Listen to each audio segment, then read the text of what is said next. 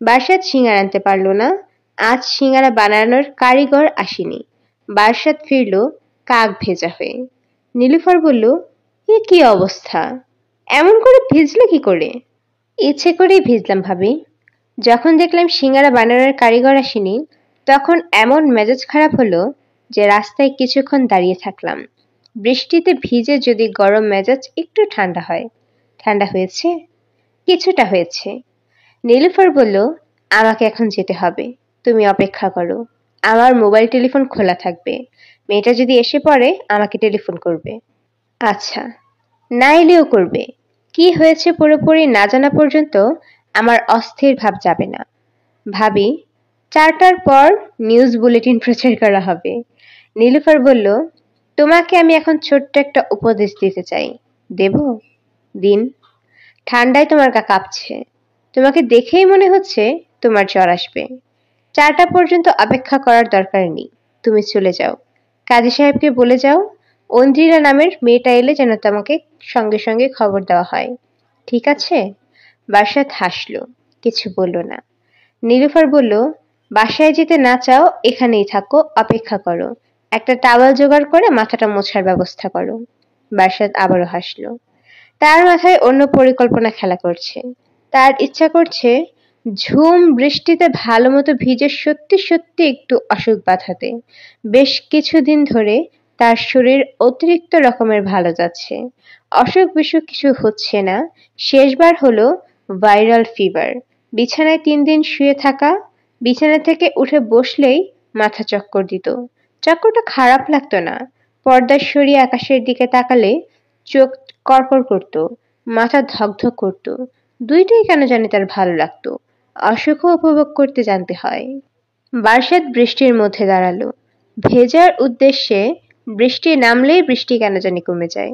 বার্ষাদ ফুটপাতে দাঁড়িয়ে আছে। বৃষ্টি অনেকখানি কমে গেছে। তারপরও যা আছে খারাপ না। এই বৃষ্টি ঘন্টা 2 শরীরে মাখতে পারলে অসুখ অবশ্যই হবে। ডাবল নিউমোনিয়া বাঁধিয়ে ফেলা যেতে পারে। ঘোর ঘোর ভাব নিয়ে বিছানায় পড়ে থাকাটা খারাপ কি? বৃষ্টিতে ভেজার জন্য বার্ষাদ মোটামুটি একটা ভালো জায়গা পেয়েছে। রাস্তা থেকে চট করে তাকে দেখা যাবে না। সে রাস্তার লোকজন ঠিকই দেখতে পাবে। রাস্তার সব লোক তাকে দেখার দরকার নেই। মীরুকে দেখতে পেলেই চলবে। আচ্ছা, মীরু যখন দেখবে সে হাসি হাসি মুখে বৃষ্টিতে ভিজছে, তখন কি করবে? রিক্সা থেকে নেমে বিরক্তিতা কপালে ভাঁজ ফেলে দেবে। তুমি বৃষ্টিতে ভিজছো কেন? বার্ষাদ বলবে, এই বছর বৃষ্টিতে ভেজা হয়নি, কাজেই ভাবলাম আজ কাজটা শেষ করে ফেলি। শুভ দিনে বৃষ্টিতে ভেজে যাক। কাজের কোটা শেষ করে রাখি। আজ শুভ দিন নাকি? আরে, আজ আমাদের বিয়ের দিন। আজ শুভ দিন না? রিক্সা ভাড়া দিয়ে চলো, দুজনে মিলেই ভিজি। তুমি পাগল হতে পারো, আমি তো পাগল না। দুনিয়ার মানুষের সামনে ফুটপাতে দাঁড়িয়ে ভিজবো? লোকজন তাকিয়ে দেখবে শাড়িটা কতটা গায়ের সঙ্গে লেগেছে। তাহলে তুমি বৃষ্টিতে ভিজবে না? না, শাড়ি গায়ের সঙ্গে লেগে যাবে এই ভয়ে বৃষ্টি ভেজার আনন্দ থেকে নিজেকে বঞ্চিত করবে? উফ, চুপ করো তো।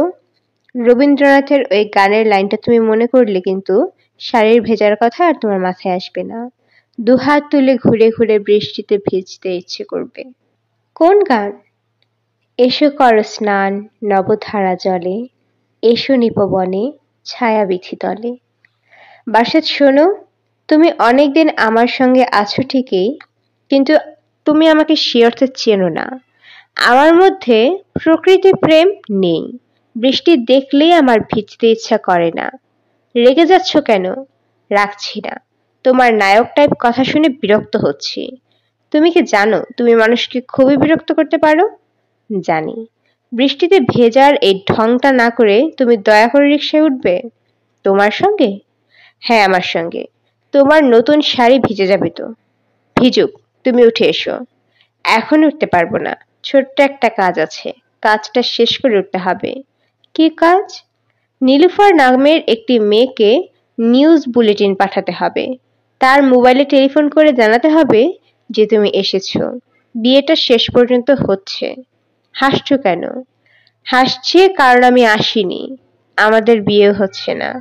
আমার রিকশায় করে চলে আসার ব্যাপারটা পুরো তোমার কল্পনা। শুধু যে আমার ব্যাপারটাই কল্পনা তা না, বৃষ্টির ব্যাপারটাও কল্পনা। তাই নাকি? হ্যাঁ, বৃষ্টি অনেকক্ষণ থেমে গেছে। আকাশে মেঘ কেটে গিয়ে রোদ উঠেছে। তুমি এখন একটু ডান দিকে সরে দাঁড়াও, তাহলে তোমার গালে রোদ পড়বে।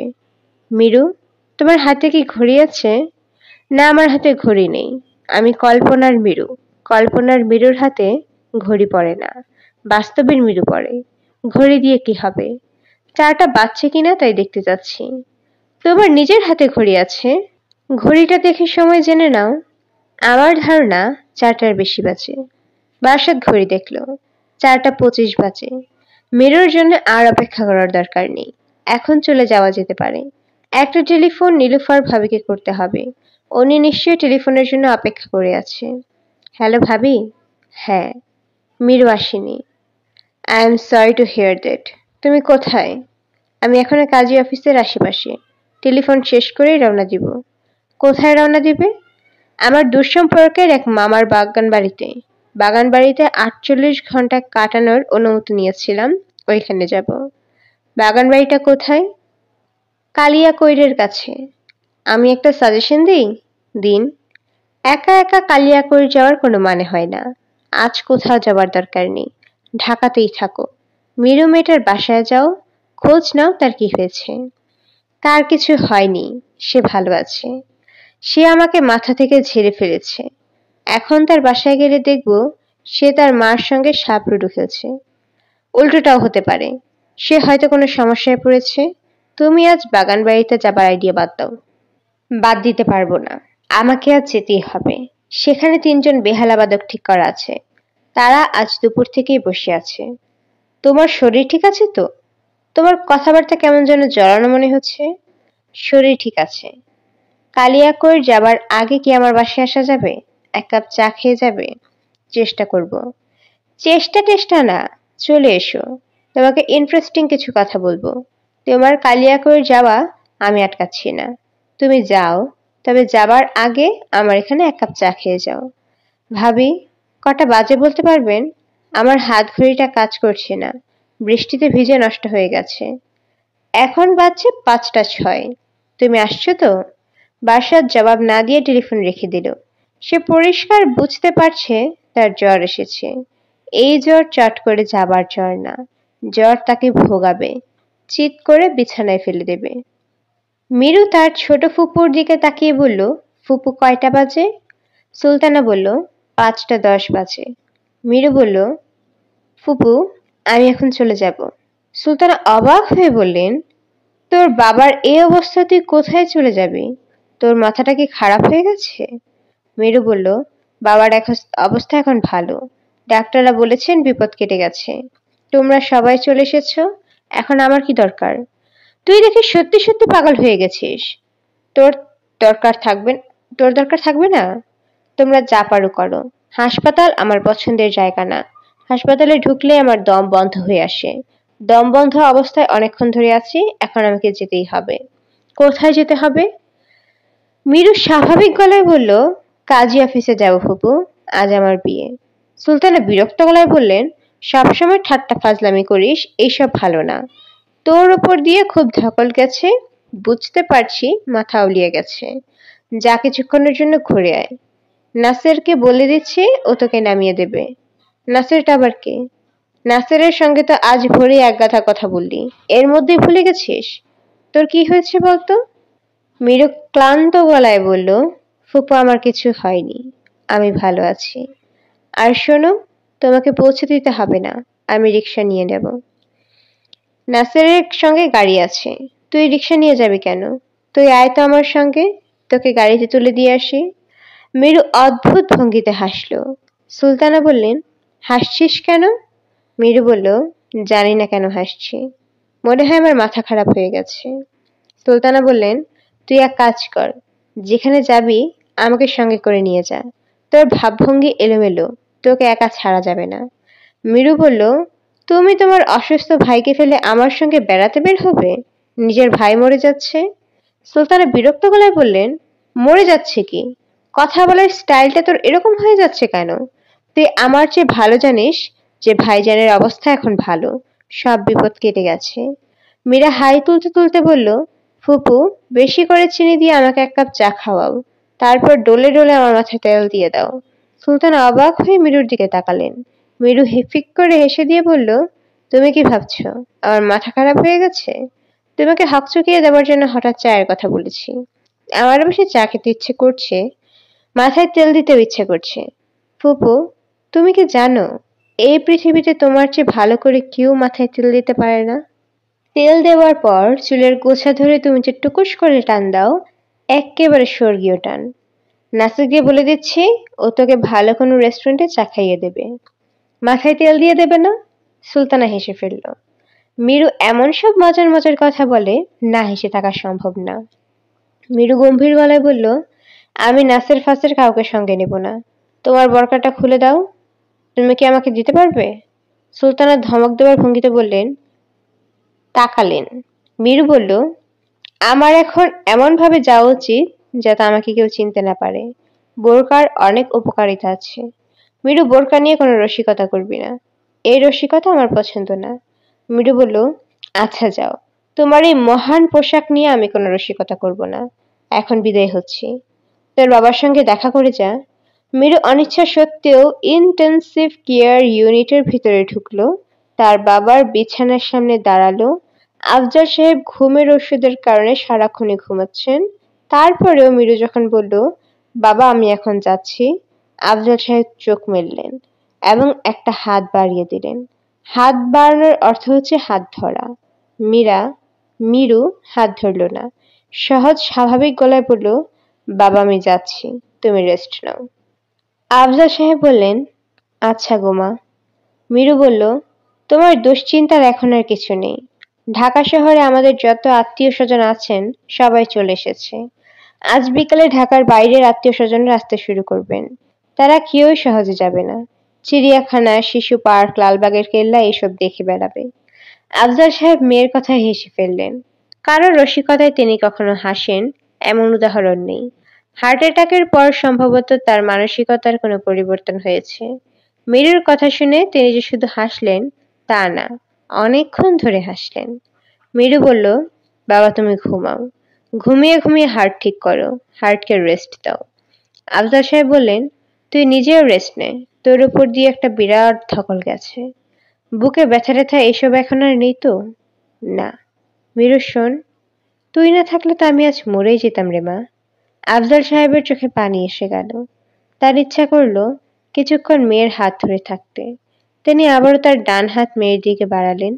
মিনু এমন ভাব করলো যেন সে দেখতে পায়নি। হাত ধরাধরি নাটক এখন তার করতে ইচ্ছে করছে না।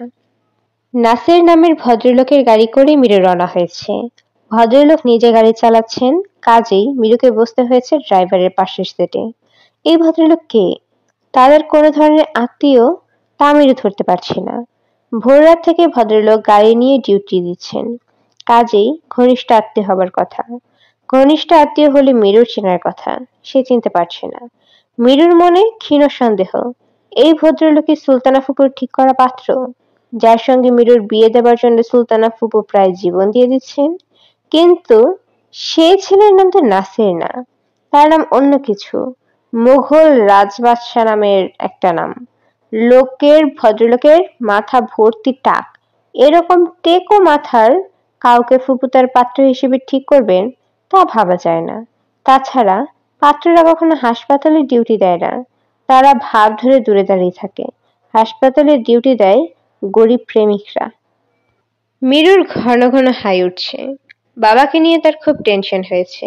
এখন টেনশন মুক্ত বলেই শরীর ছেড়ে দিয়েছে। যেভাবে তার হাই উঠছে, গাড়ির মধ্যে ঘুমিয়ে পড়া বিচিত্র কিছু হবে না। মিরুর ঘুম কাটানোর জন্য কথা বলা শুরু করলো। আপনার নামটা ভালো না, এটা কি আপনি জানেন? মানুষটা কথা শুনে হাসলো, তবে মিরুর দিকে তাকালো না। সামনের দিকে তাকিয়ে বলল, কেন ভালো না? নাসের নামের সঙ্গে টাক মাথা মানায় না। নাসের নাম শুনলে মনে হয় মানুষটার মাথা ভর্তি চুল। ও আচ্ছা, এই নাম ছাড়া আপনার অন্য কোনো নাম নেই? আমার ডাকনাম জাহাঙ্গীর। মোঘল বাদশাহ নামে যে নাম, সেই নাম ধরে তাকে ডাকতে হবে। আপনার পোশাকি নাম হওয়া উচিত জাহাঙ্গীর, ডাকনাম নাসের। মা বাবা আদর করে ডাকবেন নাসু। আপনার সাজেশন আমার মনে থাকবে। ডাকনাম এবং পোশাকি নাম ইন্টারচেঞ্জ করার সুযোগ থাকলে করে ফেলবো। আপনি কোথায় যাবেন বললে আমার গাড়ি চালাতে সুবিধা হবে। সরি, আপনাকে বলা হয়নি। আমি যাব মগবাজারে। আমরা কি ভুল পথে চলে এসেছি? সামান্য এসেছি, এটা কোনো ব্যাপার না। আপনার ফুপু বলেছিলেন পথে কোথাও গাড়ি থামিয়ে আপনাকে বেশি করে চিনি দিয়ে 1 কাপ চা খাওয়াতে। আপনি কি এখন খাবেন? এখানে একটা ভালো রেস্টুরেন্ট আছে, আমার পরিচিত। না। নাসের এক ঝলক মিরুর দিকে তাকিয়ে বলল, আপনাকে দেখে মনে হচ্ছে আপনি কোনো কারণে আমার উপর বিরক্ত। আপনার বিরক্তির উৎপাদনের মতো আমি কি কিছু করেছি? আমার মাথায় কোনো চুল নেই এই কারণে কি আপনি বিরক্ত? বারবার মাথার চুলের দিকে তাকাচ্ছেন তাই বললাম। মিরু চুল প্রসঙ্গে না গিয়ে হঠাৎ বলল, আচ্ছা শুনুন, আপনি কি সেই ব্যক্তি যার সঙ্গে আমার বিয়ে দেওয়ার জন্য সুলতানা ফুপু প্রায় জীবন বাজি রেখে ফেলেছেন? জি। আপনি মনে হয় আগ্রহ নিয়ে অপেক্ষা করছেন। অপেক্ষা করছি কারণ আপনার ফুপু বলেছেন এই সৌরজগতে আপনার মতো ভালো মেয়ে আর নেই। আপনার ফুপুর কথা আমি খুবই বিশ্বাস করি। আপনি কি বিশ্বাস হচ্ছে আমার মতো ভালো মেয়ে সৌরজগতে আর নেই? হ্যাঁ হচ্ছে। আপনি আপনার বাবার চিকিৎসার যে ব্যবস্থা করেছেন সেটা চিন্তাই করা যায় না। রাত 3:30টার সময় একা ওষুধ কিনতে সোহরাওয়ার্দী হাসপাতাল থেকে শাহবাগে গিয়েছেন। আপনি ভুল বলছেন। আমি একা যাইনি। আমার সঙ্গে বলশালী একজন পুরুষ মানুষ ছিল। সে আমাকে ভরসা দিয়েছিল যে কোনো ভয় নেই। নাসের অবাক হয়ে বলল, পুরুষ মানুষের কথা জানতাম না। কে ছিল আপনার সঙ্গে? মিরু হাসতে হাসতে বলল, যে রিকশায় করে গিয়েছি সেই রিকশায় রিকশাওয়ালা ছিল। নাসির শব্দ করে হেসে ফেলল। হাসি থামিয়ে বলল, আপনার সেন্স অফ হিউমার অসম্ভব ভালো। মিরু বলল, এখন আমি যাই করব তাই আপনার কাছে ভালো লাগবে। কারণটা খুব সহজ। আমাকে না দেখে শুধুমাত্র সুলতানা ফুপুর কথা শুনেই আপনি আমাকে পছন্দ করেছিলেন। আমার সঙ্গে যখন দেখা হলো তখন সেই পছন্দ হওয়াটা কমে না গিয়ে বাড়লো, প্রায় প্রেম পর্যায়ে চলে গেল। এখন যদি আমি শব্দ করে নাক ছাড়ি এবং সুর দিয়ে আপনার গাড়ির সিট কভারে মুছে ফেলি, সেটা আপনার কাছে ভালো লাগবে। কেন? ভালো লাগার জন্য আপনি কোনো না কোনো লজিক দাঁড় করিয়ে ফেলবেন। প্রেমিকরা এই কাজটা খুব ভালো করে। নাসের বলল, সর্দি গড়িয়ে সিটে মুছবেন, এটা ভালো লাগবে, এরকম লজিক দাঁড় করানো তো কঠিন। কঠিন কিছুই না। তখন আপনি ভাববেন মেয়েটা স্ট্রেট ফরওয়ার্ড, তার মধ্যে কোনো ভনিতা নেই। তার বিষয়ে কে কি ভাবলো এ নিয়ে মেয়েটার কোনো মাথা ব্যথা নেই। কোনো দিকে না তাকিয়ে এই মেয়ে নির্বিকার ভঙ্গিতে সর্দি গাড়ির সিটে মুছে ফেলেছে। এক্সিলেন্ট। এরকম একটা মেয়ে তো আমি চাচ্ছিলাম। নাসের শব্দ করে হাসছে। মিরু বলল, আপনার ভাবভঙ্গি দেখে মনে হচ্ছে আপনি খুবই মজা পাচ্ছেন। নাসের বলল, হ্যাঁ মজা পাচ্ছি। মিরু বলল, আমি যখন মগবাজারে পৌঁছাবো তারপর থেকে আপনি আমার আর কোনো কর্মকাণ্ডে মজা পাবেন না, বরং আমার প্রতিটি কর্মকাণ্ডে বিরক্ত হবেন। নাসের বিস্মিত হয়ে বলল, কেন বলুন তো? মিরু বলল, কারণ আমি যাচ্ছি মগবাজার কাজী অফিসে। সেখানে আজ আমার গোপনে বিয়ে করার কথা। যার সঙ্গে বিয়ে হবার কথা তার নাম বারসাত। আমার যাবার কথা ছিল সকাল 11টায়। বাবার শরীর খারাপের কারণে যেতে পারিনি।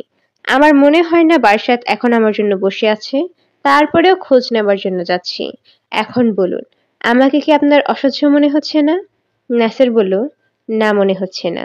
কিছুক্ষণ আগে আপনাকে যতটা ভালো লাগছিল এখন তার চেয়েও বেশি ভালো লাগছে। সত্যি বলছি।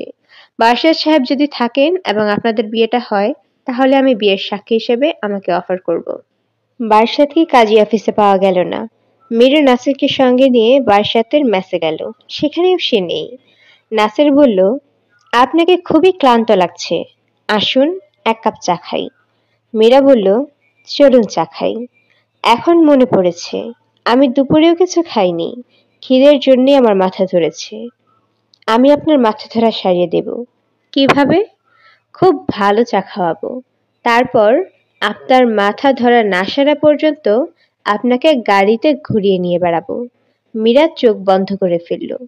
মীরা কতক্ষণ পরে চোখ মেলল তা সে নিজেও জানে না।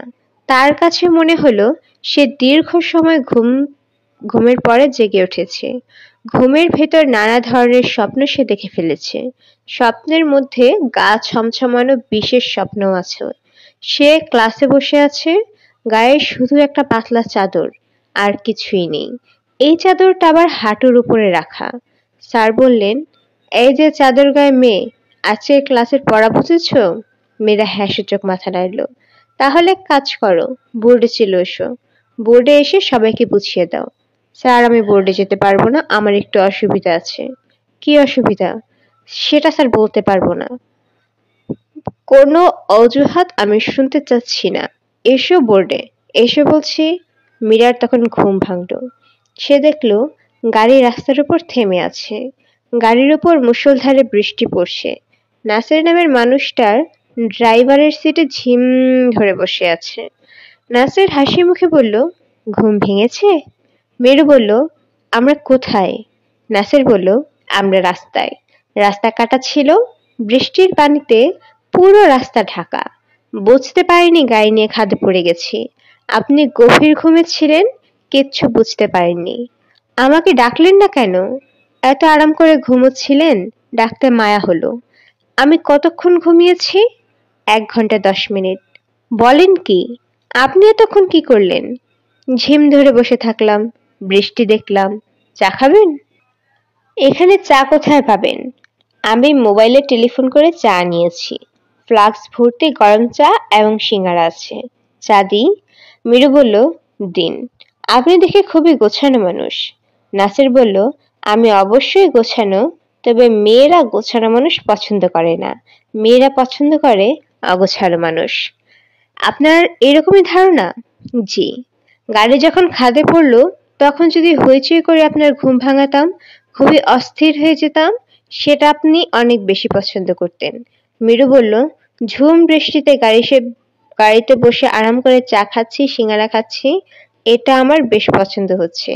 চা খাওয়ার পর আমরা কি গাড়িতেই বসে থাকবো, নাকি গাড়ির খাদ থেকে ওঠানোর কোনো ব্যবস্থা আপনি করে রেখেছেন?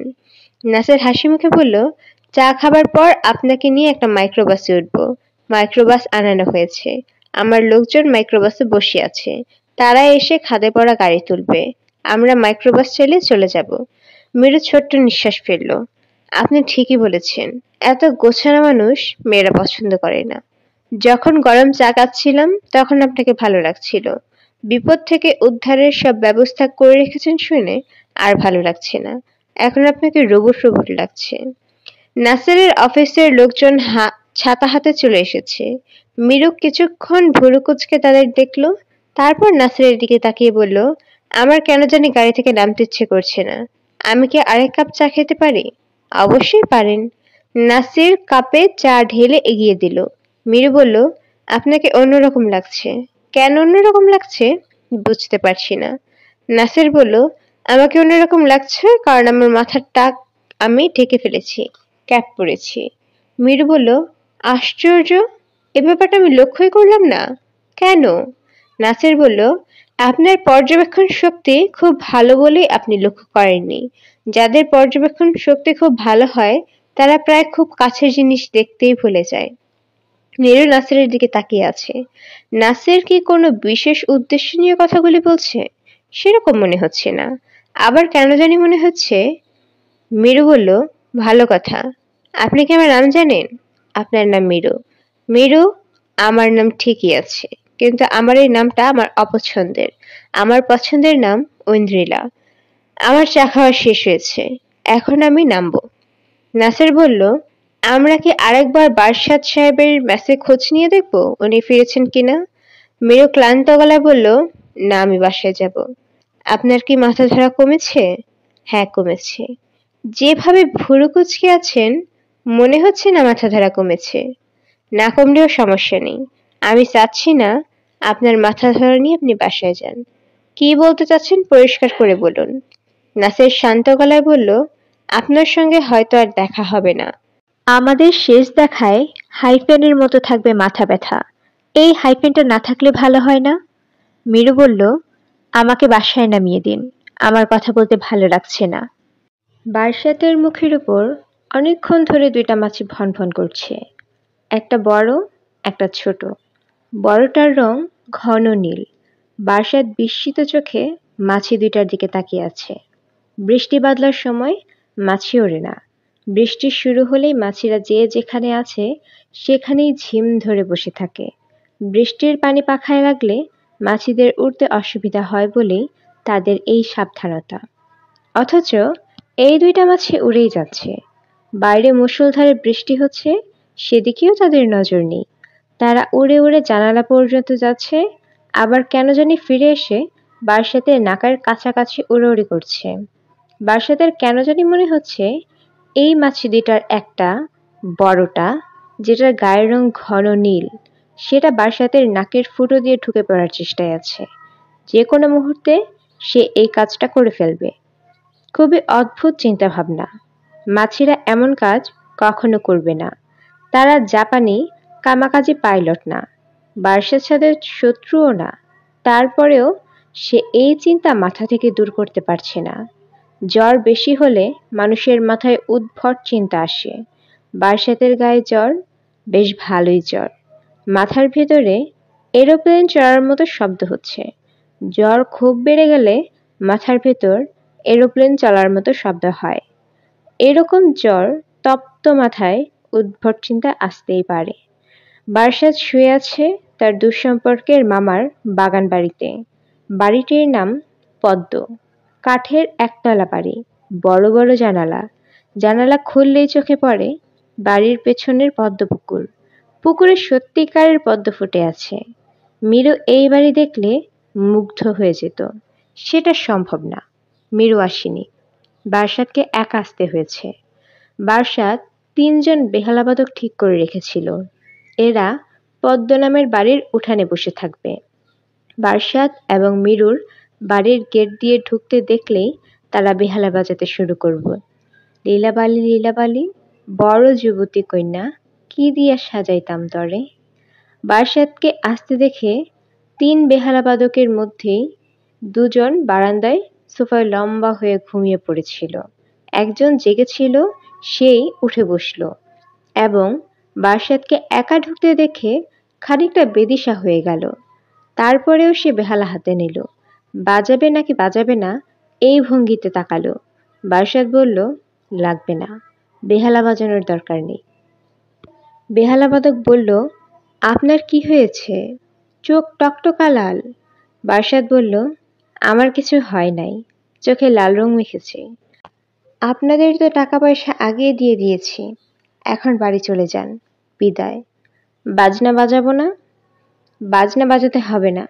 বাজনা বাজানোর দরকার ছিল আমার স্ত্রীর জন্য। স্ত্রী নাই, বাজনাও নাই। উনি কোথায়?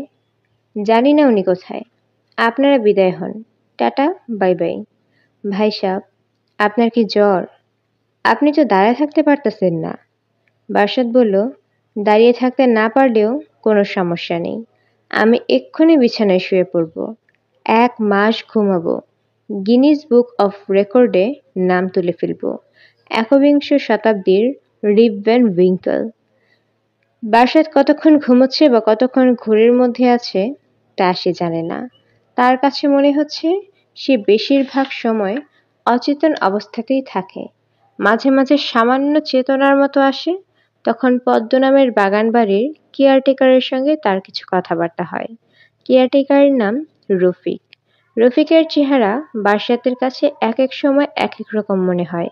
প্রবল জ্বরের কারণেই এরকম হচ্ছে এটা বারাসাত বুঝতে পারছে। মেয়েরা সাজগোজ করে চেহারা বদলায়, ছেলেদের চেহারা বদলায় না। রফিকের চেহারা এক এক সময় এক এক রকম দেখানোর আর কোনো কারণই নেই। জ্বর বারাসাতের মাথা এলোমেলো করে দিচ্ছে। জ্বর খুব যখন বাড়ছে তখন আরেকটা ব্যাপার হচ্ছে, মাথার ভেতর ঝিঝি পোকার ডাক শোনা যাচ্ছে।